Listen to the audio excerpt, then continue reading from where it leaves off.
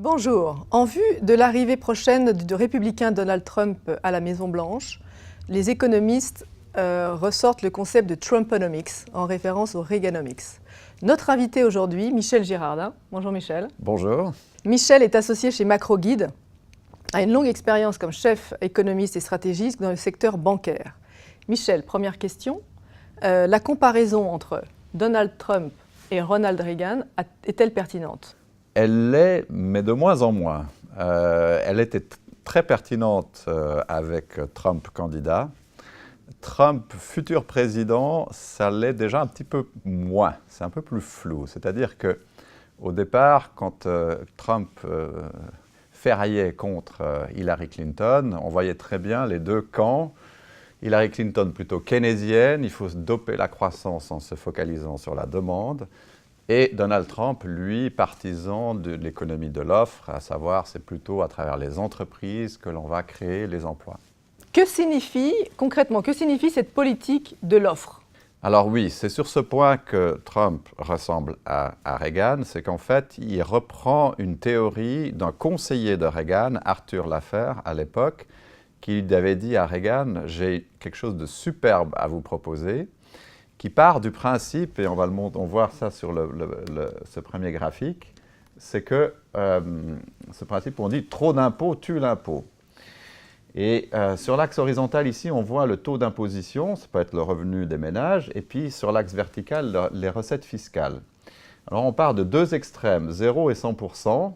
Si le taux d'imposition est de 0%, bah, les recettes fiscales sont de 0. Mais elles le sont également si on est à 100%, parce que là, c'est totalement confiscatoire. Il n'y a plus personne dans le pays qui veut travailler si c'est pour donner son argent à l'État. Donc, voilà, recette de 0. Entre deux, on a cette belle courbe en cloche. Et il y a quelque part au milieu un taux idéal où on va maximiser les recettes fiscales. On voit qu'à gauche de cette distribution, on est dans des taux acceptables, et puis à droite, on est dans des taux dissuasifs. Alors, ce qui est très intéressant avec Trump, c'est qu'il dit on va réduire le taux d'imposition, et de ce fait, et ainsi, on va augmenter les recettes fiscales. C'est déjà ce que disait le fameux Arthur Laffer dans les années 80. Dans les années 80 sous à Reagan. Reagan. Mais c'est intéressant parce qu'en fait, il reprend une très vieille théorie d'un économiste français, Jean-Baptiste Say, qui déjà en 1803 parlait de la loi des débouchés.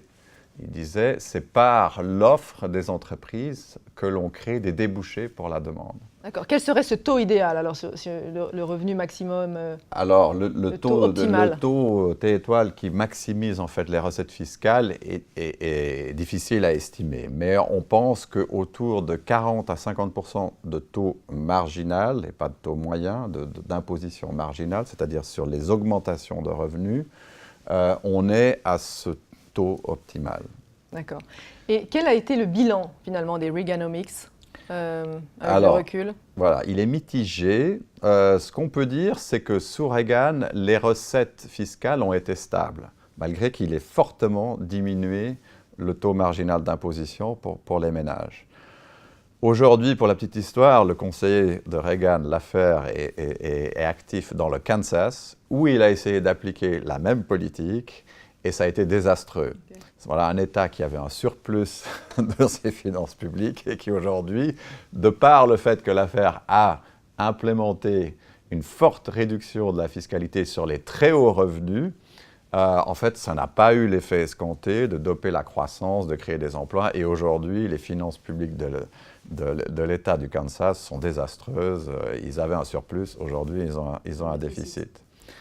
Avec Reagan, ce qu'on est sûr, et là c'est plus important de parler de Trump que de Reagan, c'est que la politique de Trump va doper la croissance. Ça c'est clair, va avoir un effet positif sur la croissance. Est-ce que ça va diminuer le déficit? Ça c'est nettement moins sûr. Déjà sous Reagan, on a vu que les recettes fiscales sont restées à peu près stables. Par contre, on a eu une très forte augmentation des dépenses publiques. Donc, au bout du compte, et c'est ce qu'on voit ici sur ce dernier graphique, on voit, c'est très intéressant, depuis 1950, vous voyez cette courbe en vert, c'est la croissance cumulée aux États-Unis. La courbe en rouge, c'est la croissance cumulée de la dette. Et en bleu, on voit le ratio, et sur l'échelle de droite, entre la dette par rapport au PIB.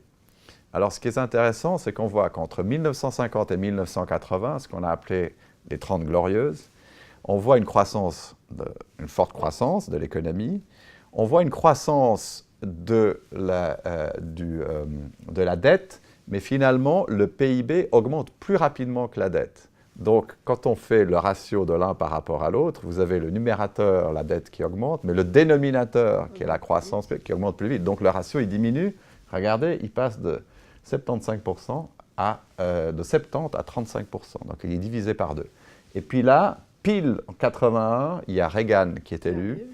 Et là, il dit, il écoute l'affaire, qui lui fait miroiter une réduction du déficit en diminuant les impôts.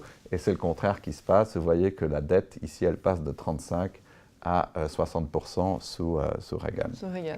Et aujourd'hui, elle approche donc les 100% du PIB. Aujourd'hui, elle approche les 100%. Oui, on voit, depuis la crise de 2008, on voit la courbe en rouge qui s'accélère très nettement. Donc, le numérateur qui augmente beaucoup plus rapidement que le dénominateur. Donc, Trump, ce qu'il veut faire, c'est peut-être qu'il a à l'esprit de refaire ce qu'on a eu dans les 30 Glorieuses, donc d'avoir la dette, mais la croissance sera dopée. Par contre, ce qui est très différent, c'est que Reagan, quand il a commencé en 81, l'économie américaine sortait d'une récession. Aujourd'hui, Trump hérite d'une économie en plein boom. Plein emploi. On est au plein emploi, le taux de chômage est à son niveau jugé incompressible, au-delà duquel, si le taux continue de baisser, on va avoir des pressions inflationnistes à travers les salaires. On en a déjà quelques prémices. Donc, si Trump arrive et puis refait encore de la relance un peu keynésienne quand même, hein, parce que, comme je vous disais avant, Trump, candidat, n'était pas du tout ou très peu keynésien. Aujourd'hui, il l'est beaucoup plus. Pragmatique. Donc voilà, s'il relance la demande, la croissance et tout, ça risque d'alimenter l'inflation. Et avec effectivement le Congrès américain républicain qui ne laissera sûrement pas aller la dette publique s'enfoncer encore et dépasser les 100% du PIB. En même temps, il a une autoroute, hein, contrairement à Obama, qui, lui, n'avait pas les chambres avec lui. Lui, il a les républicains qui sont derrière. Bon, après, mais ça fera l'objet d'une autre vidéo, on peut parler de tout le problème du protectionnisme, qui, lui, va avoir un impact plutôt négatif sur la croissance. Oui, et on a vu que Donald Trump était décidé, puisqu'il vient de dénoncer l'accord transpacifique, le TPP. Donc, il est pragmatique là et les mesures sont mises en place. Oui. Merci Michel.